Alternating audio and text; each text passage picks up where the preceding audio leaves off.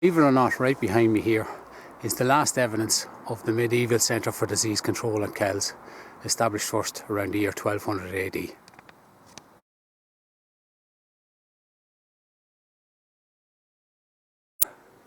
Now, with something that's not untypical of Kells, the information on the wall plaque here behind me is incorrect.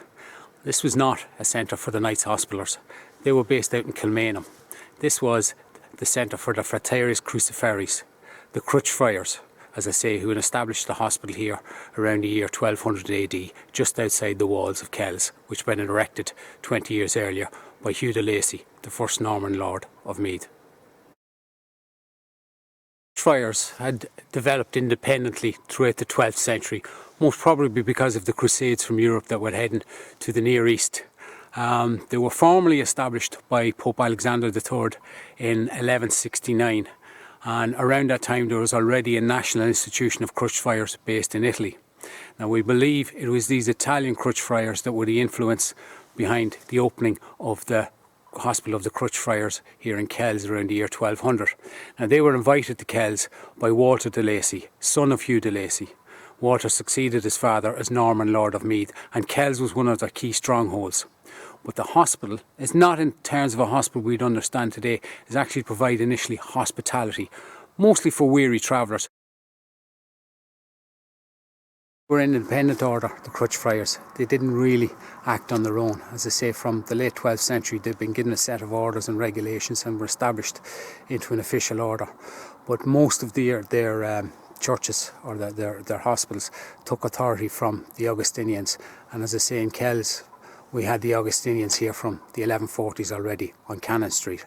In 1152 the Synod of Kells had taken place, and after that continental orders flooded into Ireland: Cistercians, Franciscans, Dominicans and Augustinians and others, and really put the Columban Church in a halfpenny place. By 1154 the Columbans themselves had left Kells, so it was now in the hands of the Augustinian canons and nuns on Cannon Street, and also by the Crutched Friars just outside the Dublin gates here. Behind me here you can see on my left hand side here are the lights of the Headfort Arms Hotel, and that's where the walls of Kells, the Dublin gate of Kells, would have stood until the 1750s. So as you can see, the Crutched Friars establishment was well outside the town walls, and there was a good reason for this. As I say, a centre for medieval disease control, because back then you're talking leprosy, plague, diphtheria, typhoid and every kind of nasty thing you can imagine. You don't want any weary traveller arriving at Kells at the gates and coming in and affecting everybody, and at the same time anybody that's sick inside the town needs to be got out and quarantined as well. So these Crutched Friars, as I say, had huge responsibilities around here, and the land holding they had around Kells just outside the town walls was over 70 acres and stretched from Headfort Place here right down the back of Magdalen, right down to the River Blackwater. And in fact they had a full setup there themselves with water mills and accommodation and all sorts of institutions. In fact, that's where we get the name Magdalen Street and Magdalen Court. They're effectively the same word pronounced differently, and I mean, a Magdalen means to be ill, and it's a place of recuperation, and we still remember those names today.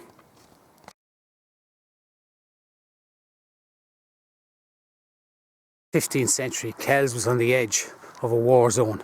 It was the northwestern edge of the English Pale in Ireland and under attack on a regular basis. From the O'Neills of Ulster, from the O'Reillys of Breffni, who attacked pretty much every year, cattle raids, but also by the Anglo-Norman leaders in Ireland as well. And so by the early 1400s, the Augustinian canons in Cannon Street and also the Crutched Friars at the bottom of the street here were pretty much on the way out. And by the time of the dissolution of the monasteries in 1539 under Henry VIII, there was little remaining of either the Crutched Friars establishment or of the Augustinian canons on Cannon Street. They'd been driven out effectively. It all came to an end here for what remained of the Crutched Friars in 1539. There was only one building remaining, and while the 70 acres were taken from the order and actually rented out to a single farmer around here. So that was the end of the end for the Crutched Friars as well. Now, after Cromwell's redistribution of the land, after the Cromwellian Wars and the removal of the Irish, Colonel Richard Stevens first got his hands on Kells, a military officer who was ordered to rebuild the walls of Kells for defensive reasons, obviously, and to take care of the town and develop its economy. This was a man not equipped to do this kind of thing. So patches of the land around Kells started to be bought off by a guy called Thomas Taylor. Now Thomas Taylor was a very shrewd man. He'd been involved in property dealings in Ireland. Himself and his father and extended members of the family, they'd been based in Swords for decades, even before Cromwell arrived in Ireland. So Taylor started, as I say, started buying up the land around here, but in the 1650s. But even by the time the walls came down in the 1750s, they had been limited to how much they could buy up. They had 14 or 15,000 acres bought in Cavan, just over the border across the Hill of Lyde and up beyond Virginia there. But they had only 2,000 or 3,000 acres and around the Kells area here. And one of the reasons they hadn't been able to get any hands on any more land is because after the restoration of the crown, when Charles II, the son of Charles I, was put back on the throne after Cromwell's death, there was a big problem with the land distribution. A lot of the royalists wanted their land back, while the Cromwellians weren't really prepared to start another civil war if the land they'd been given was taken off them. One of the families that started buying up a lot of the land around Kells, Royal Kells here, was the Stuarts themselves. And James, Duke of York, the brother of Charles II, and James himself, who would become King James II, he bought up vast amount of land around the Kells area after his brother had got back on the throne in around the 1660. So the Taylors were kind of hemmed in by the Stuart dynasty. After the Battle of Culloden in 1746, when Bonnie Prince Charlie, the heir to the Stuart dynasty, when he was defeated, now was the opportunity for the Taylors to take up more of the land around Kells and to do as they wished with the town, now that the threat from any enemy was gone. Sir Thomas Taylor, the grandson of the original Thomas Taylor, he died in 1757, and his heir, the next Thomas Taylor, the fourth in line, he rose to become the Earl of Bective.